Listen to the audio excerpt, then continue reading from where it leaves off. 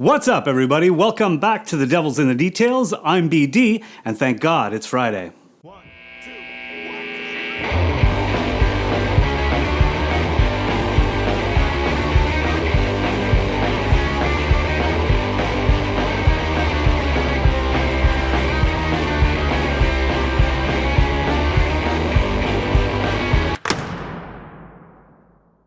Today, I'm a little bit excited because today I get to talk about my favorite animated movie of all time. Nope, not Akira, and not Ninja Scroll. My favorite all-time animated movie is a Disney movie, and that film is Lion King. I knew you knew because you saw the thumbnail. I don't care. I wrote it anyways. Now, of course, if you've been watching my last few shows, you've probably come to notice that I like to focus on the details.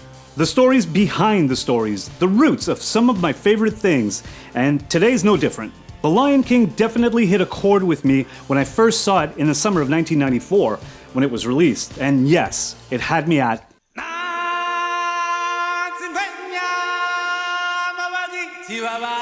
Okay, not now, but I will come back to that. Once again, Disney hired an all-star cast to voice, well, let's face it, an all-star cast of characters. They gave us Mufasa, Simba, Nala, Scar, Rafiki. He's here, isn't he? Yep. Can I help you? You mentioned Scar. I like Scar a lot. I'm a big fan of Scar like Vader or Kruger or the Joker. Okay, but it's not a show on Scar. Chris just did a show on Scar 2 days ago. He did? Yeah. I guess I can elaborate. He's gone.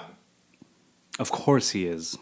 Disney was coming off of consecutive blockbusters at the box office, including titles like The Little Mermaid, Beauty and the Beast, Aladdin, and Pocahontas was also in production at the time. And although all of those titles were huge successes at the box office, The Lion King was the one that took animation from its niche and made animated theatrical films mainstream. The Lion King speaks to every single culture. Everyone in the world can identify with The Lion King because of its characters and because of its timeless story. Well, first of all, it wasn't always called The Lion King. Its original title was King of the Jungle. The title was changed because the creators realized that there really wasn't much jungle in the movie. But where did the idea come from? The idea came from Jeffrey Katzenberg, who was head of the studio, Peter Schneider, the VP of the studio at that time, and also the great Roy Disney. As always, the original research was the key, and it's where it all sprouted from. 6 people from Disney went to Africa, boots on the ground. George Scribner and Roger Allers, the directors, Chris Sanders and Lisa Keane, the art directors, Brenda Chapman as head of story, and Jeff, the administrative adult that was supposed to watch over them. Their research was conducted in Kenya, learning as much as they could from the sights and sounds that they were seeing and hearing. Even their guides taught them a few things, such as Swahili phrases, which is where Hakuna Matata was born. They all returned from the trip with a little piece of Africa inside of them, and then began to have intense discussions on how they could translate that to the movie screen. The directors, George Scribner and Roger Allers, although they got along just fine, they couldn't see eye to eye on which direction to take the film. Scribner wanted to make something closer to a National Geographic type of film, whereas Roger Allers wanted a less serious tone to the movie. And once Elton John was brought on by Tim Rice from the music department to help with songwriting, Scribner started scratching his head. I think whether you're writing for an Argentine dictator's wife or for a warthog with wind problems, it's the same approach lyrically. I just have to make sure that the words the character says are plausible, A, for the character, and B, for the story. George Scribner admitted that he couldn't understand why they would even hire Elton John, and vigorously voiced his disappointment, which did not go over too well. About a month later, it's time for you to go away. Thank you very much. We're going to go in a different direction.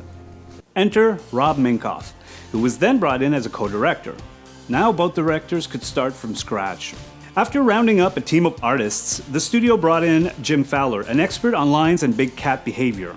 They filled up a classroom with animators so that they could begin to sketch lions and understand how they moved. It helped them feel the size, the heat, and the power of these animals. It inspired the animators. During one of the sessions, Jeffrey Katzenberg was invited to meet one of the lions. He then proceeded to use an animator as a human meat shield.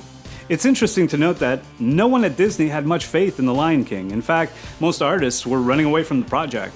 Almost everybody wanted to work on Pocahontas, and not The Lion King. The film was considered more of an experiment. Everybody at the studio decided they didn't want to work on Lion King. Everybody decided that they'd rather work on Pocahontas, and then we literally had to beg and scrape. Would you please animate on our movie? Yeah. Jeffrey Katzenberg even stated that if the movie made more than $50 million, he would get down on his hands and knees. However, not all animators ran away from the project. Many of them were more than happy to stay with it. People we ended up getting on Lion King were either getting an opportunity for the first time to lead a character or to do something they hadn't done before, or were nuts about drawing animals. Like Andreas Deja, who did Scar, just loved drawing animals. He grew up on Jungle Book and he couldn't get enough of it. Some of the more intricate challenges that arose on the making of the film was how to present the ghost of Mufasa. It took a while for them to figure that one out, but the storyboard artist in charge of the sequence, Chris Sanders, spent so much time working on it that eventually he was able to make it work. Having James Earl Jones's voice in anything is a no-brainer. But they did have to fill up the rest of the roster, and all the voices they ended up casting were perfect for every character in the film. Oh dear, I've said too much. Once the casting was complete, it was time to tackle the other elephant in the room, the music. The music had to go along with the story hand in hand, and there were no slip-ups here. With score composer Hans Zimmer collaborating with both Tim Rice and Elton John, every single song in the film was polished until it shined. Another little interesting story that I was able to dig up was that the singer for the opening chant at the beginning of the song Circle of Life, Lebo M, was very difficult to find. He was at the time a valet parking cars in Los Angeles. And although he had previously worked with Hans Zimmer, Zimmer had a very difficult time locating him. I had this idea for this chant, and could I not find Lebo? I mean, he had just gone completely AWOL. A lot of the African lyrics in the film which Lebo brought to the table are based on what was happening in the country at the time. You know, these were troubled times in Africa. So we actually, a lot of the lyrics are about give me back my country. They're very political. Eventually, everything started coming together. Building an animation film is like creating a giant mosaic. You have to fit all the pieces together, but you can only do that once all the pieces are ready. The musical score, animation, color, sound effects, and the finishing touches. But just before the studio was able to complete this intricate collage, disaster hit. Los Angeles was hit with a 6.7 magnitude earthquake. Ordinarily, that kind of disaster would bring anything to a complete halt, but the production had to go on. The deadline for the film wasn't going to move, so they had to do something. They started using shuttle and express delivery services. People were living at the studio or working in their garages to complete the film. And some of the executives started wondering, was it worth it? Is anyone really going to want to see a movie about a lion cub that gets framed for murder? But it was too late for that. The deadline had arrived, and it was showtime. The Lion King made me sad, it made me laugh, it made me angry, it made me surprised, it made me love a musical like I never had before. I'd love to hear your comments on what The Lion King means to you guys. I want to thank everyone once again for tuning in, liking, sharing, and subscribing. It's, as always, very, very much appreciated. This episode was brought to you by Pup Gilder. Nope, not that one. Nor that one. Yes, that one. I'll see you next week.